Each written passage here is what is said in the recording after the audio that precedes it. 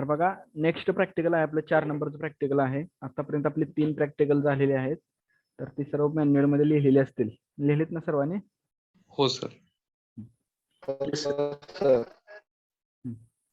तर नेक्स्ट जे प्रॅक्टिकल आहे तर ते ओहमच्या लॉचं प्रॅक्टिकल आहे. तर आपला ओहमचा लॉ ऑलरेडी सिलेबसला पण झालेला आहे. तर त्याच्यामध्ये आपल्याला काय मेजरमेंट करायचं आहे बघा. त्याचा प्रॅक्टिकल सिग्निफिकन्स काय? The precise measure of the electric current, voltage, resistance is required in the electrical mechanical industry. It is imperative have method which can measure all electrical parameters. म्हणजे ह्याच्यामध्ये आपण काय करणार आहे, जे काही इलेक्ट्रिकल पॅरामीटर आहेत, resistance, current, voltage, can be determined with the formula which needed the designing circuit. त्याचा फॉर्म्युला यूज करून आपण ह्याच्यामध्ये डिझायनिंग द सर्किट, म्हणजे सर्किट कशा पद्धतीने डिझाईन करायचं आहे ते शिकायचं आहे. Ohm's law use to find the desired amount of the resistance. त्याच्यावर आपण रेजिस्टन्स कॅल्क्युलेट करणार आहे.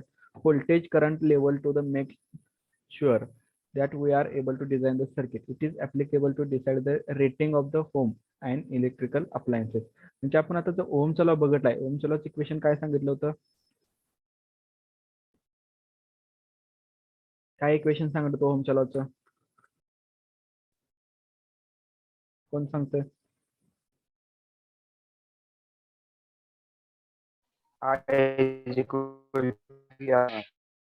P is equal to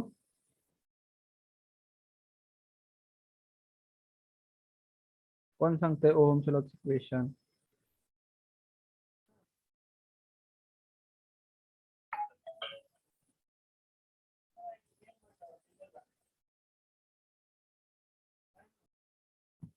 P is equal to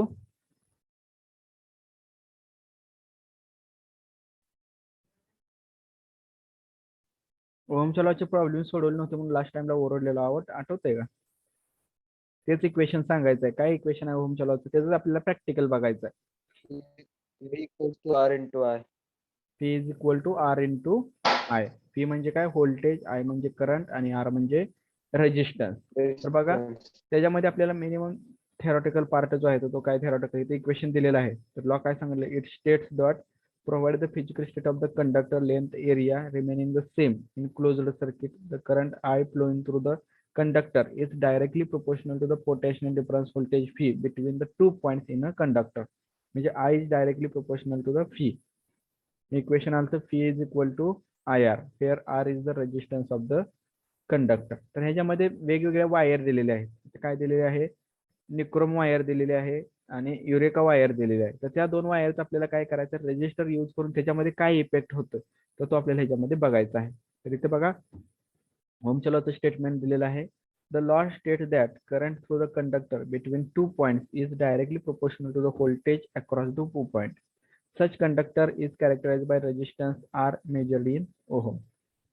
The equation दिलेला आहे ओहमच्या लॉचं. P is equal to IR. P is the voltage in volt across the conductor and I means current ampere through the conductor. Voltage is directly proportional to the current. P is directly proportional to the IR. Resistance is inversely proportional to the current. म्हणजे I is inversely proportional to the Phi upon R. त्याच्यावर equation काय आलं? I is equal to Phi upon R. From above figure, the equation may be represented by the triangle shown in Ohm triangle, Ohm's law triangle, where Phi is voltage is placed on the top section, the current I is placed in the left section, and R is replaced by the right section. Okay, the line that divides left and right section indicates the multiplication. म्हणजे जी काय line आहे left आणि right त्याचं जे काय deviation झालेलं आहे तर ते काय आहे त्याच्यामध्ये मल्टिप्लिकेशन आहे. And the divider between the top and bottom section indicates the division. Top आणि bottom जो आहे त्याच्यामध्ये division आहे. तर ट्रायंगल वन इक्वेशन कसं लिहू शकतो आपण? Phi is equal to I into R. म्हणजे Phi is equal to ह्या दोन्हीचं काय आहे? मल्टिप्लिकेशन आहे. असं आपण त्याच्यावरून इक्वेशन ट्रायंगल वरनं इक्वेशन सांगू शकतो. म्हणजे काय ते equation? I is equal to Phi upon R, R is equal to Phi upon I. तर हा जो ओहमचा लॉ आहे तर त्या ओहमच्या लॉचं सर्किट डायग्राम कशी असते बघा. करंट थ्रू द रेजिस्टर म्हणजे जी काही डायग्राम दिलेली आहे तर ती डायग्राम कशा पद्धतीने इथं ड्रॉ केलेली आहे बघा. तर हा काय आहे? व्होल्ट मीटर आहे, व्होल्टेज आहे, बॅटरी दिलेली आहे +1 -1 1 आणि प्लस दिलेला आहे.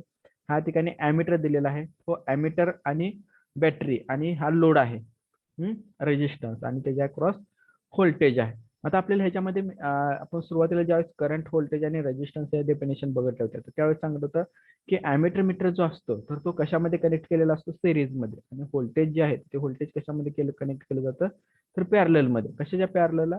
जर जो काही लोड अप्लाय केलेला आहे तर त्या लोडच्या अक्रॉस आपण काय करतोय व्होल्टमीटर हा कनेक्ट करत असतो. ह्या ठिकाणी लोड हा काय आहे रेजिस्टन्स आहे.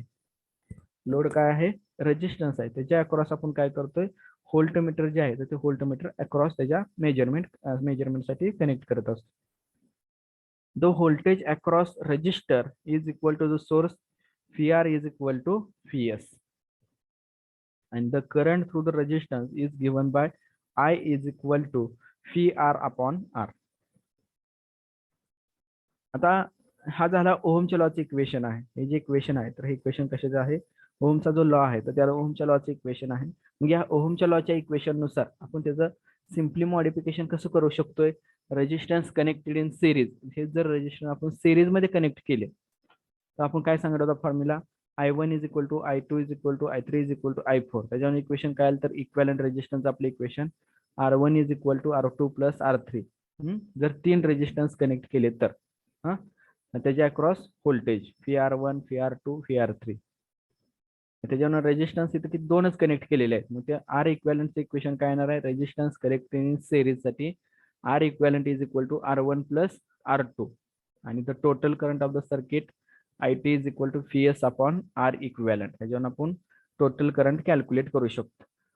व्होल्टेज अक्रॉस इच रेजिस्टन्स म्हणजे प्रत्येक रेजिस्टन्सच्या अक्रॉस जर व्होल्टेज कॅल्क्युलेट केलं म्हणजे R1 च्या अक्रॉस व्होल्टेज किती आणि R2 च्या अक्रॉस व्होल्टेज किती VR1 इज इक्वल टू काय येणार R1 बरोबर R1 इंटू IT म्हणजे जे टोटल रेजिस्टन्स करंट जो आहे तो. त्यानंतर फॉर रेजिस्टन्स फॉर R2 साठी जर रेजिस्टन्स कॅल्क्युलेट केला सॉरी व्होल्टेज कॅल्क्युलेट केलं तर काय येणार आहे V2 साठी R2 साठी equation VR2 R2 into IT म्हणजे टोटल करंट आहे. In this series circuit, the current through the each of the resistor is the same and the voltage across the circuit is the sum of the voltage across each resistor. म्हणजे जे काही total resistance आहे तर त्या total रेजिस्टन्सचे आपण काय करत असतो सम करत असतो कशामध्ये सिरीज मध्ये जर कनेक्ट केला. आता तेच कनेक्शन आहे रेजिस्टन्स जर पॅरलल मध्ये कनेक्ट केले जे काही रेजिस्टन्स दिलेले आहे ते जर पॅरलल मध्ये कनेक्ट केले तर पॅरलल मध्ये दिल्यानंतर काय इफेक्ट होतोय तर इक्वेशन दिलेलं आहे V1 is equal to V1 plus V1 V2 V3. दोन किंवा दोन पेक्षा जास्त रेजिस्टन्स आपण कशामध्ये केलेले आहेत पॅरलल मध्ये कनेक्ट केले तर इथे दोनच रेजिस्टन्स पॅरलल मध्ये कनेक्ट केले तर त्याच्यावर त्याचा करंट व्होल्टेज आणि रेजिस्टर काय येतोय बघा the equivalent resistance is equal to R equivalent is equal to R1 into R2 upon R1 plus R2. त्याचा टोटल करंट जर कॅल्क्युलेट केला IT is equal to VS upon R equivalent VS upon R equivalent. Okay current across each resistance प्रत्येक रेजिस्टन्सच्या across जर current measurement केला तर इथं काय दोन ब्रांच तयार होतात म्हणजे दोन वेगवेगळे पाथ क्रिएट होतात. म्हणजे करंट R1 च्या अक्रॉस करंट काहीतरी असणार आहे आणि R2 च्या अक्रॉस काहीतरी करंट असणार आहे. ओके म्हणजे काय येणार IR1 is equal to VS upon R1 IR2 is equal to VS upon R2. म्हणजे resistance connected in parallel then the change in काय चेंज होतं म्हणून सांगितलं होतं करंट चेंज होतोय पॅरलल मध्ये कनेक्ट केल्यानंतर आणि सिरीज मध्ये कनेक्ट केल्यानंतर व्होल्टेज चेंज होते असं आपण थेरीच्या लेक्चरला पण सांगितलेलं होतं. ओके त्याच्यावर त्याचा फॉर्म्युला जो येतो इक्वॅलंट रेजिस्टन्सचा तो काय येतोय R equivalent is equal to R1 into R2 upon R1 plus R2. Okay हे काय नॉन ओहमिक आहे हे काय आपल्याला स्टडीसाठी नाही. तर आता ह्याचा एक्सपेरिमेंट मध्ये आपल्याला काय करायचं आहे बघा प्रोसिजर दिलेली आहे. Set DC voltage 0 to 30 volt DC voltage ठेवायचं तिथे व्होल्टेज दिलेलं आहे आणि इथे करंट आहे तर व्होल्टेज आहे. DC व्होल्टेज इथे ठेवणार आपण जे काय असणार आहे ते आपलं set the resistance value 1 kilo ohm to 100 kilo ohm. इथे रेजिस्टन्स ठेवणार 1 to 100. Voltmeter is placed parallel to the resistor and ammeter meter series with resistor. म्हणजे हा जो व्होल्टमीटर दिलेला आहे तर तो व्होल्टमीटर कसा कनेक्ट केलेला आहे रजिस्टरच्या पॅरललला रजिस्टरला पॅरलल आहे आणि जो ॲमीटर मीटर जो दिलेला आहे तर हा ॲमीटर मीटर आहे आणि हा ॲमीटर मीटर आणि हा रेजिस्टन्स बॉक्स ह्या दोघांचं जे काही कनेक्शन आहे तर ते कनेक्शन कशामध्ये आहे सिरीज मध्ये. Note the voltmeter and ammeter meter reading for DC voltage. आता आपण काय करणार रेजिस्टन्स ठेवणार व्होल्टेज ठेवणार आणि त्यावेळेस जो काही करंट येतोय तर तो करंट त्या ठिकाणी मेजरमेंट करणार. Increase the voltage by factor 2 and note the voltmeter and ammeter meter reading.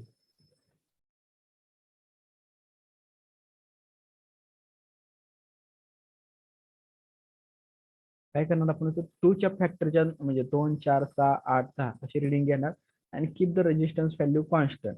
त्यावेळेस रेजिस्टन्स व्हॅल्यू कॉन्स्टंट ठेवा. Plot the IV graph vary by the Ohm's law and repeat step 2 3 6 another set of resistance. I versus I graph is straight line. Therefore, from graph we see the resistance, the Ohm's law. The resistance is said to be ohmic device. म्हणजे ते जे device येणार होतं ते ohmic device आहे असं आपण त्यामध्ये कन्सिडर करू शकतो. तर आता आपल्याला प्रॅक्टिकल करायचं आहे बघा ओहमच्या लॉचं. तर कसं प्रॅक्टिकल करायचं, तर इथे दिलेत DC रेजिस्टन्स, AC रेजिस्टन्स. म्हणजे आपण ह्याच्यामध्ये काय करणार, सुरुवातीला सर्व 0 ठेवणार. रेजिस्टन्स 0 आहे, रेजिस्टन्स 1 आहे, व्होल्टेज 0 आहे आणि इथं आपण फर्स्ट काय करणार आहोत 2 व्होल्टेज 2 व्होल्ट ठेवलं. त्यावेळेस रेजिस्टन्स काहीतरी आपण ठेवला 5 व्होल्ट 5 ओहम 5 किलो ओहम टेबलमध्ये ऍड केलं. ज्या वेळेस व्होल्टेज तुमचा 2 ओहम होता, रेजिस्टन्स कॉन्स्टंट ठेवायचा आहे आपल्याला. व्होल्टेज काय केलं आपण 2 व्होल्ट ठेवलं. त्यावेळेस करंट किती आला 0.400. परत 4 व्होल्ट ठेवायचं.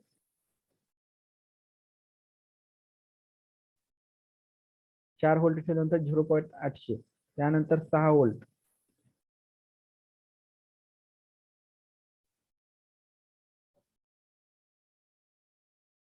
ठेवल्यानंतर 1.20. त्यानंतर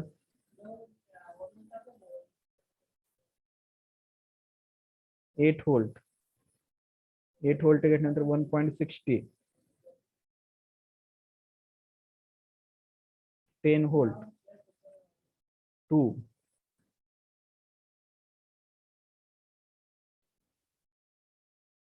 12 व्होल्ट 2.40,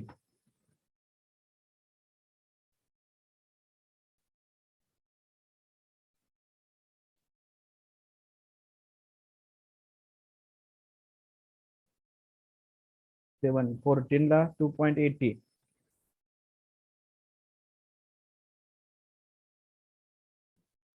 16 ला 3.20,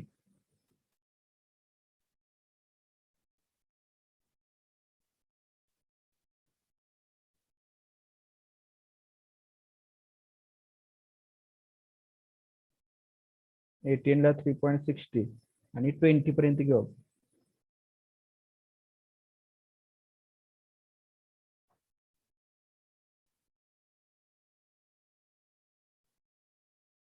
ला 2.20 ला 4 व्होल्ट. आता हा जो दिलेला आहे, तर ह्याच्यावर आपण ग्राफ जर कॅल्क्युलेट केला तर ग्राफ कसा येतो आपण सांगितलं, आपण स्ट्रेट लाईन मध्ये ग्राफ आलेला आहे. आपला हा जो ग्राफ आहे, तर हा ग्राफ कशामध्ये आलेला आहे स्ट्रेट लाईन मध्ये. म्हणजे आपण हे जे डिव्हाइस आहे, तर हे डिव्हाइस कसे सांगू शकतो आपण, दिस डिव्हाइस इज ओहमिक डिव्हाइस. म्हणजे हे जे डिव्हाइस आहे तर ओहमचा लॉ काय करतंय व्हेरीफाय करतंय. आता सेकंड टाइमला काय करू आपण, व्होल्टेज कॉन्स्टंट ठेवूया. म्हणजे फॉर एक्झाम्पल 10 व्होल्ट एवढं व्होल्टेज ठेवूया.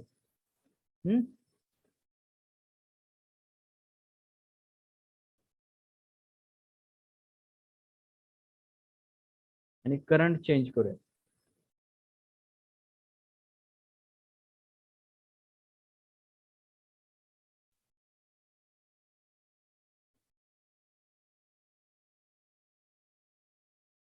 करंट मिनिमम, रेजिस्टन्स मिनिमम ठेवल्यानंतर करंट काय भेटतोय मॅक्झिमम भेटतोय.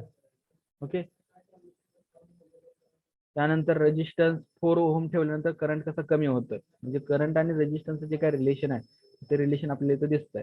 म्हणजे आपण जर ग्राफ जर काढला, PI प्लॉट करायचा होता आपल्याला, करंट आणि व्होल्टेजचा जर ग्राफ काढला, तर ग्राफ कसा आलेला आहे आपला स्ट्रेट लाईन आलेला आहे. म्हणजे जे गिव्हन एक्सपेरिमेंट आहे आपला ओहमचा लॉ, तर तो ओहमचा लॉचा एक्सपेरिमेंट काय होतं या ठिकाणी व्हेरीफाय होतोय. मॅन्युअल मध्ये बघा तुम्हाला काय करायचं, करंट किती आलेला आहे तो इथे लिहिला तुम्ही. व्होल्टेज किती ठेवलेला आहे तो ठेवलं, 2 4 6 8 10 20 पर्यंत ठेवलं. आणि जो काही रेजिस्टन्स होता, तर तो रेजिस्टन्स कॉन्स्टंट होता. बरोबर. रेजिस्टन्स काय ठेवत होता तुम्ही, कॉन्स्टंट ठेवत होता. बरोबर. आणि मीन रेजिस्टन्स, म्हणजे रेजिस्टन्स सेम आहे प्रत्येक वेळेचा. तो आपण हा एक टेबल झाला. दुसरा काय, using multimeter, electric current voltage तेच आहे एक्सपेरिमेंट. म्हणजे दोन्हीच्या साहाय्यानं रेजिस्टन्स किती येतोय बाय ग्राफ आणि बाय कॅल्क्युलेशन. आता त्याचा जर आपण स्लोप काढला, हा जो ग्राफ काढलेला आहे तर त्या ग्राफचा जर आपण स्लोप काढला तर त्या स्लोप काढल्यानंतर त्याच्यातून जो काय रेजिस्टन्सची व्हॅल्यू येते तर ती रेजिस्टन्स व्हॅल्यू किती येते, तर ती रेजिस्टन्स व्हॅल्यू आपण बाय ग्राफ आणि बाय कॅल्क्युलेशन. तर अशा पद्धतीचं प्रॅक्टिकल आहे. तर याच्यावरचे क्वेश्चन काय आहेत बघा. State the function of rheostat in this lab experiment. मग रिओस्टॅट हा काय असतो, एक प्रकारचा रेजिस्टन्स असतो. तर त्या रिओस्टॅटच्या साइन आपण काय करणार आहोत, रेजिस्टन्स जो आहे तर तो व्हेरिएबल रेजिस्टन्स आपल्याला करता येत असतो.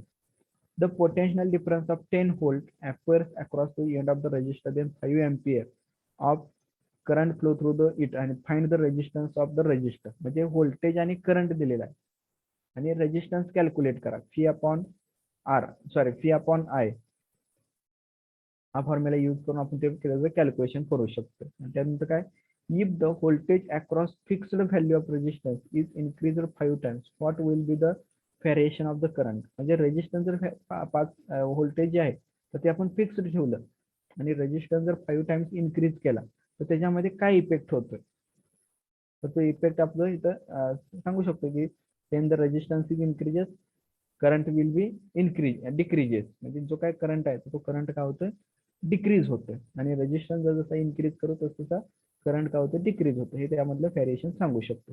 हा एक्सपेरिमेंट छोटा होता, खूप इझी एक्सपेरिमेंट आहे आणि शेवटी इथं ग्राफ काढायचा आहे. आता हा एक्सपेरिमेंट तुम्ही ऑलरेडी लिहिलेला असेल, लिहिलाय सर्वांनी?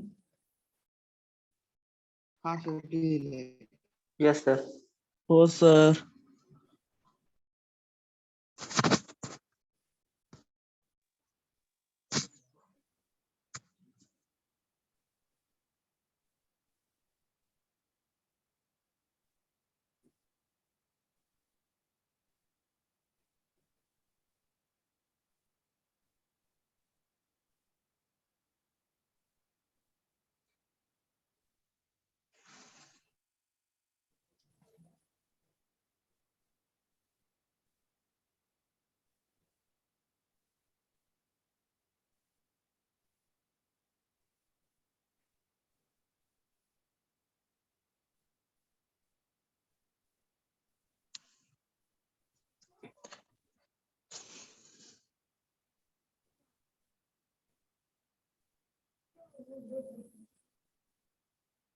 त्यानंतर नेक्स्ट जो एक्सपेरिमेंट आहे ओहमचा लॉचा, रेजिस्टन्स कनेक्टेड इन सिरीज आणि रेजिस्टन्स कनेक्टेड इन पॅरलल, तो एक्सपेरिमेंट घेऊया आपण.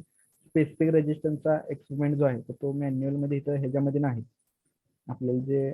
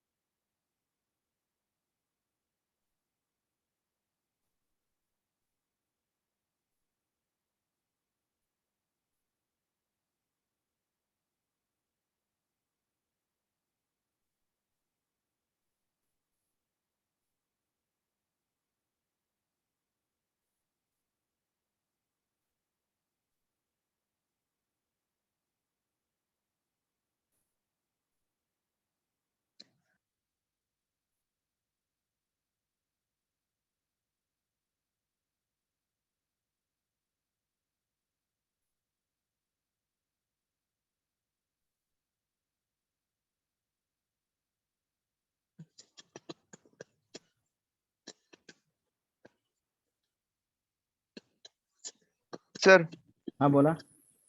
एक्सपेरिमेंट 5 चा ग्राफ आहे ना, तो जरा कळत नाहीये पीडीएफ मध्ये क्लिअर, त्यामुळे ट्राय केला नाहीये. आता एक्सपेरिमेंट नंबर 5 काय नाव आहे प्रॅक्टिकलचं? प्रॅक्टिकलचं नाव सांगा की काय आहे?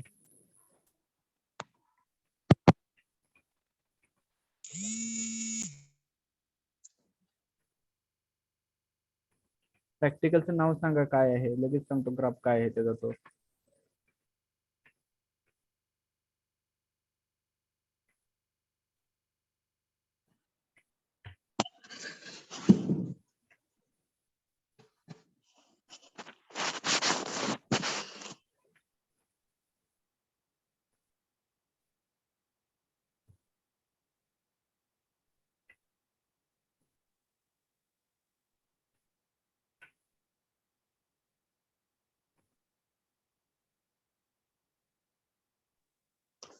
Specific resistance.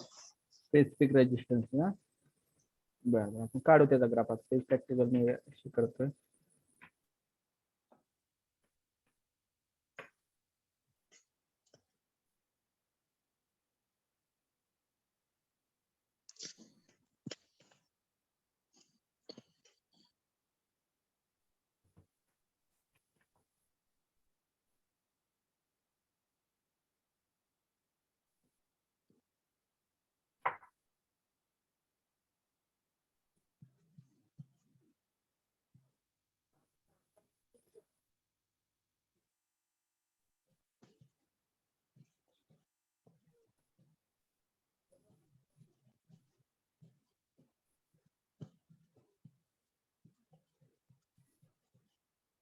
Sir specific resistor हा आहे 5वा एक्सपेरिमेंट.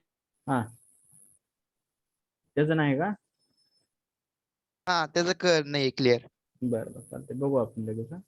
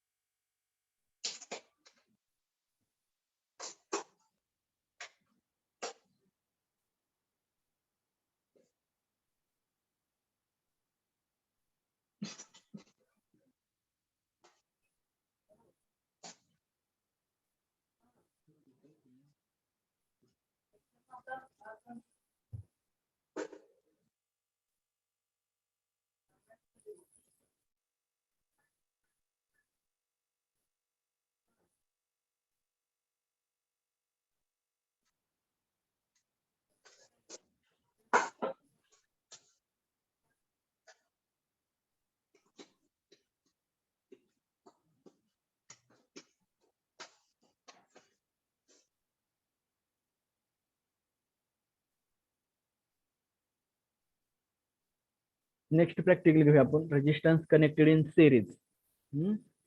सिरीज 5 नंबरचे प्रॅक्टिकल आहे, ते आपण नेक्स्ट प्रॅक्टिकलच्या वेळेस घेऊ. Resistance connected in series.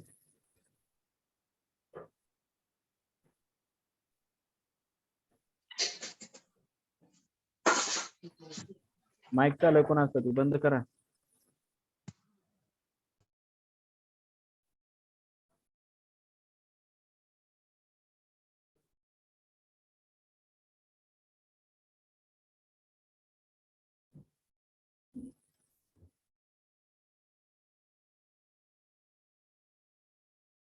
तर बघा इथे 2 रेजिस्टन्स दिलेले आहेत, R1 आणि R2. ते 2 रेजिस्टन्स कशामध्ये कनेक्ट केलेले आहेत? सिरीज मध्ये कनेक्ट केलेले आहेत. आणि सिरीज मध्ये कनेक्ट केलेले आहेत. तर इक्विव्हॅलेंट रेजिस्टन्स जो आहे तो बघा आता इथे आपल्याला काय चेंज करायचं आहे. रेजिस्टन्स R1 आणि R2 आपण फिक्स ठेवणार आहोत. तर किती ठेवूया?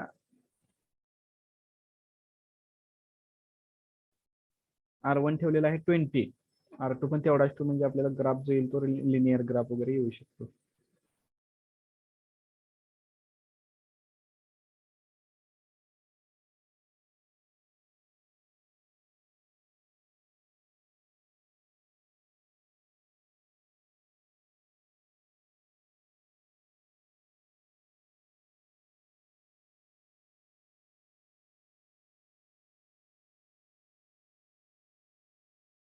आता व्होल्टेज इथं आपण इन्क्रीज करत जाणार, त्यावेळेस जो करंट येतोय तर तो करंट काय येतोय तो आपल्याला बघायचा आहे.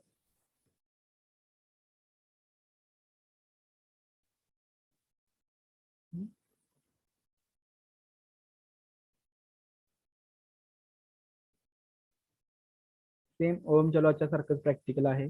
तर सुरुवातीला आपण 4 व्होल्ट एवढं व्होल्टेज ठेवलं, त्यावेळेस करंट किती येतोय 0.113, त्यानंतर 8 व्होल्ट 0.267, त्यानंतर 12 व्होल्ट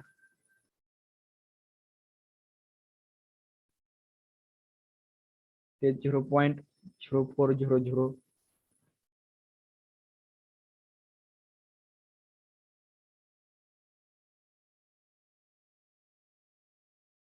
16 व्होल्ट 0.533,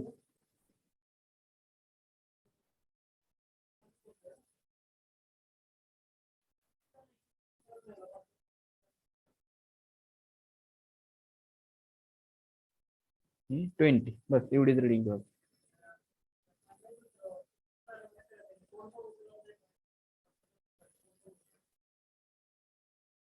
24 0.80. तर ह्याचा जर आपण ग्राफ तयार केला तर ग्राफ काढला तर कसा येतोय, स्ट्रेट लाईन मध्ये ग्राफ येतो. करंट आणि व्होल्टेजचा जो काही ग्राफ येतो तो ग्राफ कसा येतो, स्ट्रेट लाईन. म्हणजे ह्याच्यावर आपण काय सांगू शकतो, जसं आपण व्होल्टेज इन्क्रीज करत जाऊ तसं करंट सुद्धा इन्क्रीज होतोय, परंतु जो काय टोटल रेजिस्टन्स आहे तर तो टोटल रेजिस्टन्स काय होतोय, चेंज होतोय. म्हणजे 20 आणि 10 असा इक्विव्हॅलेंट रेजिस्टन्स 30 झाला. तर P1 च्या अक्रॉस किती आहे, 16 व्होल्टेज आहे. P2 च्या अक्रॉस किती आहे, 8 व्होल्ट. म्हणजे काय होतं, दोन्हीमध्ये व्होल्टेज जे आहे तर ते व्होल्टेज चेंज होते, परंतु करंट जो आहे तर करंट आपण जर दोन्हीच्या अक्रॉस जर चेक केला तर दोन्हीच्या अक्रॉस करंट जो येतोय तो करंट काय येतोय, डिफरंट येतोय. P1 च्या अक्रॉस बघा व्होल्टेज किती आहे, P2 च्या अक्रॉस किती आहे, परंतु करंट जो आहे तो करंट काय होतो, दोन्ही ठिकाणी सेम आहे. म्हणजे R1 च्या अक्रॉस पण तेवढाच करंट आणि R2 च्या अक्रॉस पण तेवढाच करंट. कारण आता ह्याच्यामध्ये दुसरा पाथ नाही. दुसरा पाथ कशासाठी तयार केलेला आहे, फक्त तो व्होल्टमीटर कनेक्ट करण्यासाठी आपण त्या ठिकाणी दुसरा पाथ क्रिएट केलेला आहे. त्याच्यामध्ये दुसरं कोणतंही इन्स्ट्रुमेंट कनेक्ट केलेलं नाही. हा झाला रेजिस्टन्स कनेक्टेड इन सिरीज. आता रेजिस्टन्स कनेक्टेड इन पॅरलल 7 नंबरचा जो एक्सपेरिमेंट आहे आपला, रेजिस्टन्स कनेक्टेड इन पॅरलल, तर त्याची प्रोसिजर सुद्धा सेम याच पद्धतीने आहे. म्हणजे आपले एकूण एका दिवसात 3 एक्सपेरिमेंट होतात. Resistance connected in parallel.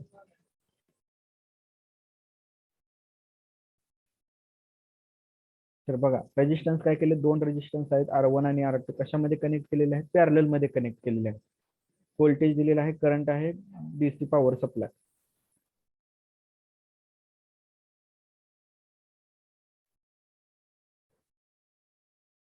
Resistance ठेवू सुरुवातीला आपण.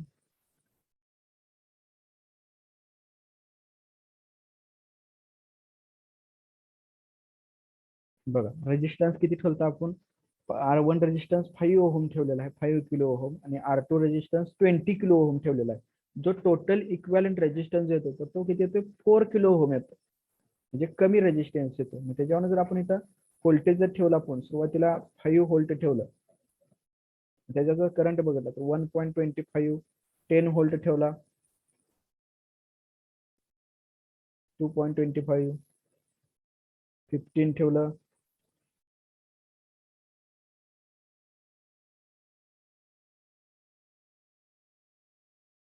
3.75,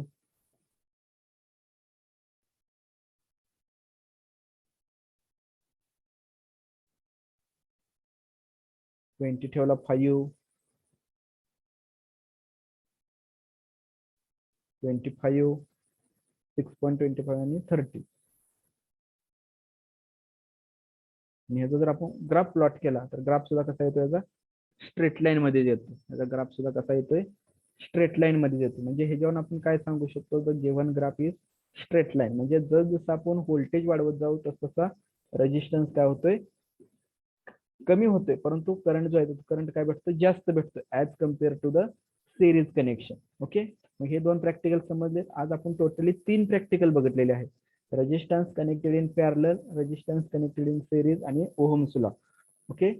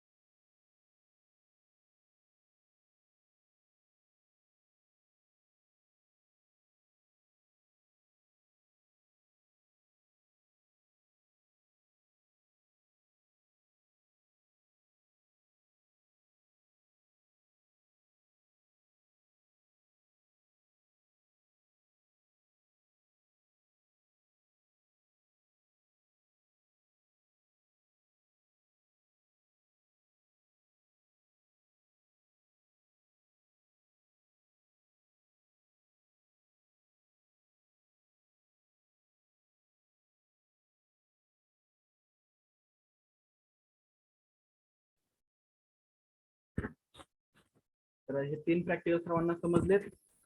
resistance connected in series, resistance connected in parallel आणि ओहम्स लॉ सर्वांना समजलेत का? हेच प्रॅक्टिकल आपल्या लॅब मध्ये पण अशाच पद्धतीचे अरेंजमेंट आहे सेम, फक्त रेजिस्टन्स चेंज रेजिस्टन्स फिक्स ठेवायचे आणि टोटल रेजिस्टन्स कॅल्क्युलेट करायचा आणि करंट आणि व्होल्टेज ड्रॉ करायचा आणि त्याचा ग्राफ प्लॉट करायचा. तेच आपल्याला लॅब मध्ये पण रिझल्ट मिळतात. इथं वेगळे आणि तिथं वेगळे असे काही रिझल्ट मिळत नाहीत, सेम रिझल्ट मिळतात. काय अडचण आहे का ह्याच्यामध्ये?